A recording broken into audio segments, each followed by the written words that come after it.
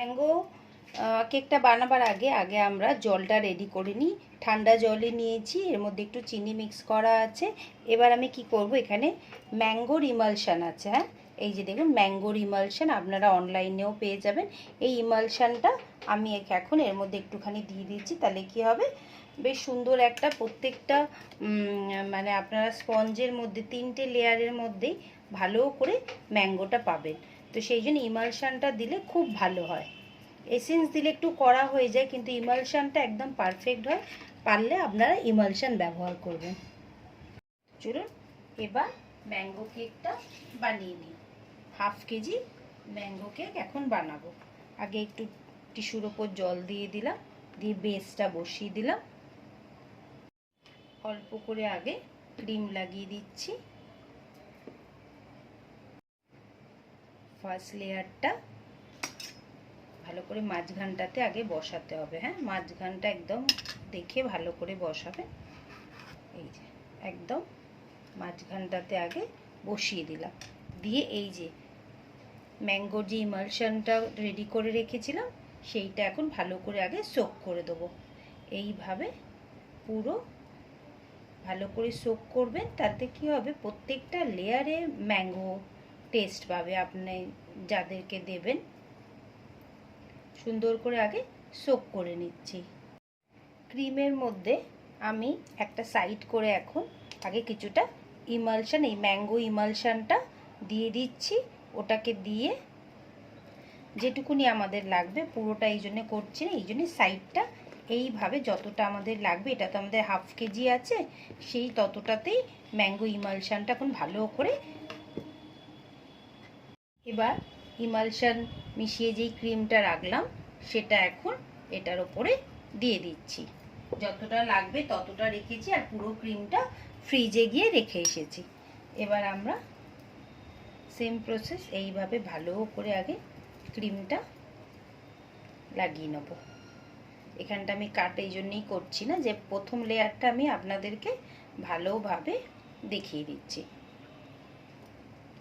একদম সুন্দরভাবে একদম সব দিকটা ইকুয়াল হবে। এই যে এইভাবে ক্রিমটা আগে আমরা লাগিয়ে নিলাম। এবার আমরা এখানে কি দেবো, এখানে আমরা এই যে ম্যাঙ্গো ক্রাশ কিনে এনেছি। এটা আপনারা অনলাইনেও পেয়ে যাবেন, বেকারি শপেও পেয়ে যাবেন। এটা দেবেন, দিলে কেকের টেস্টটা আরও বেশি ভালো হয়ে যাবে। যতটা আপনাদের লাগবে ততটাই দেবেন। এবার এটাকে এইভাবে ভালো করে স্প্রেড করে দিলাম,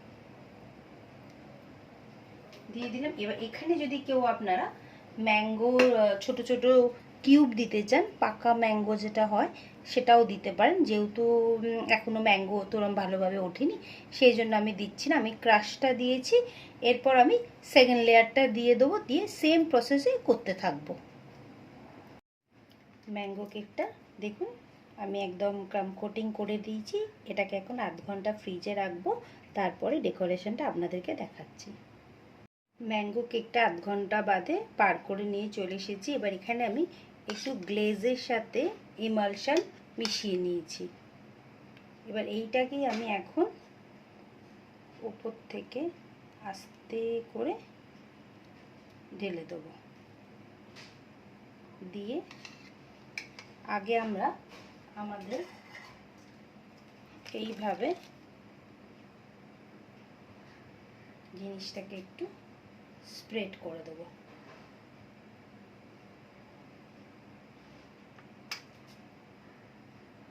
এবার দেখুন এরকম সাইড দিয়ে একটুখানি করে দিয়ে দেবো, যেখান দিয়ে একটু একটু একটু একটু পড়বে, নিজে নিজেই পড়বে।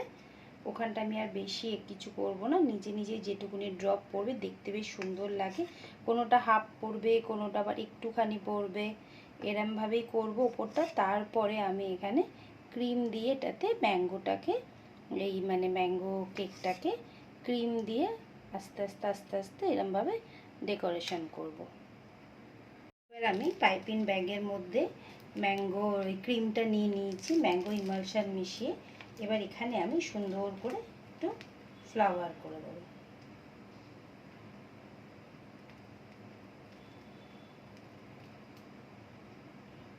এইভাবে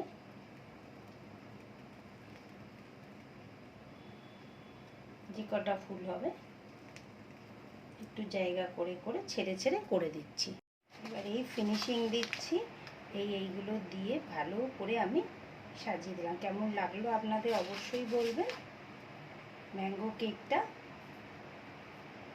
আর যদি আরেকটু সময় পাই আমি, তাহলে এখানে ম্যাঙ্গো কিছু চকলেট আমি সাইড দিয়ে দিয়ে দেবো। এরকম এই সাইডেও কিছু স্প্রিঙ্কল আমি এইভাবে ছড়িয়ে দেবো।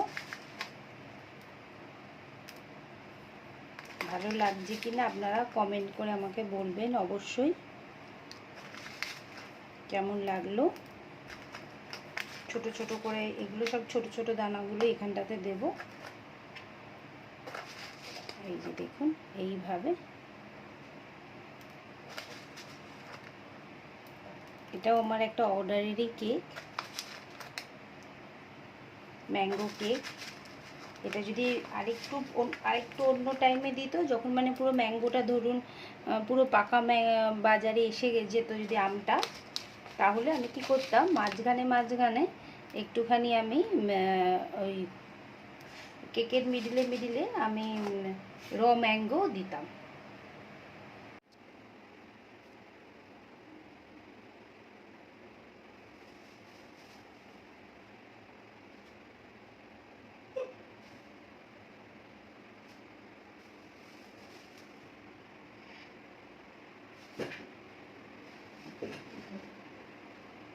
ম্যাঙ্গো কেকটা রেডি হয়ে গেল। ডেকোরেশনটা আমি এইভাবে করলাম।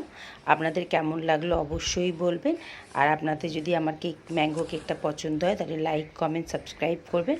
আমার ভালো লাগবে ইউটিউব থেকে দেখলে।